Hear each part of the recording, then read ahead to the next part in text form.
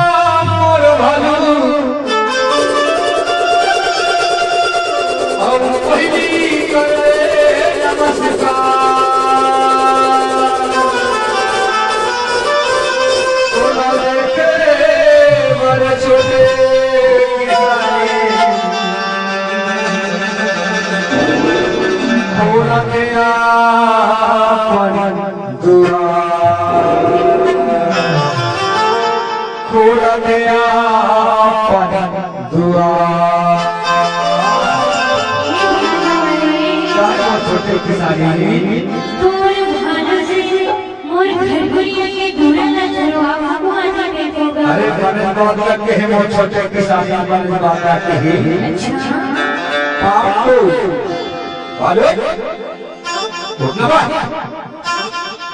कैसे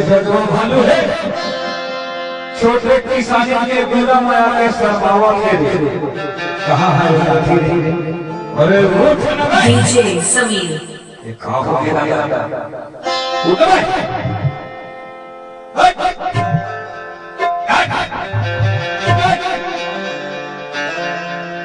ये भालू का हो गया अरे भालू छोटे किसान के गुना में आके नीचे से ऊपर से आगे से पीछे से आगे से और दुश्मन के ऊपर बजा के कैसे छोटे किसान बड़े भाई तो एक खुला कहा अपन पूरा छोड़ रहे हैं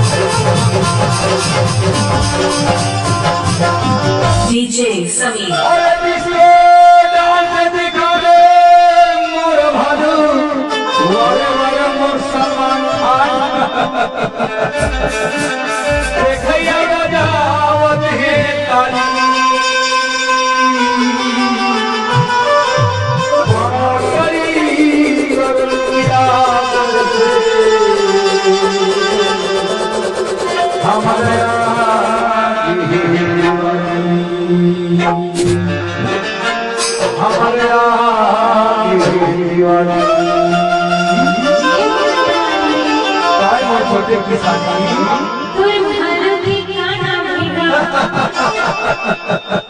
मोर भालू के नाम लखोसा पार्टी मोर भालू के नाम है समर पीता हंसाता बहुरा एक ससुराल है अमानू खाता है पहाड़ी आलू अब कहता है काला भालू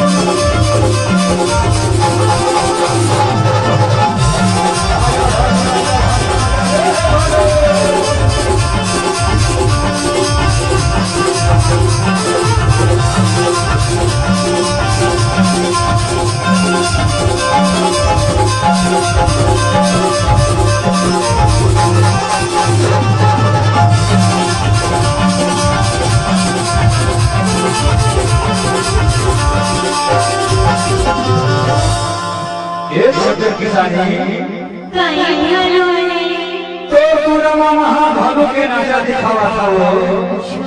और सगे सम्मान तहबीर घर भेजा वो ले नाम तहबीर लाओ दोनों कहीं दुश्मन के नजर में नहीं लगेगा ले नाम तहबीर ला और हाथ में ऊंचा कर मोर भैया हो मोर तहबीर ला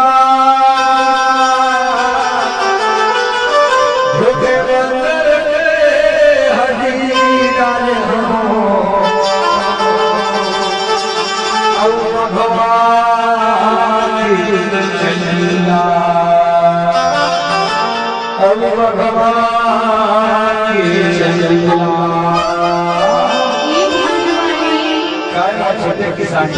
माया के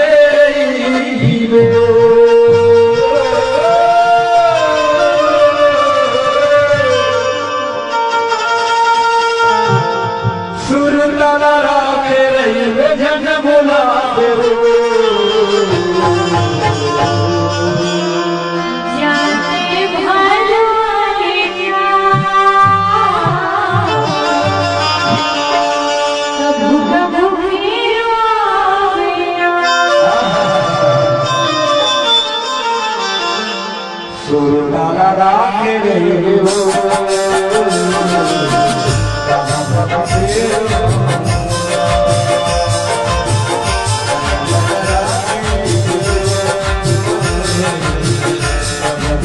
You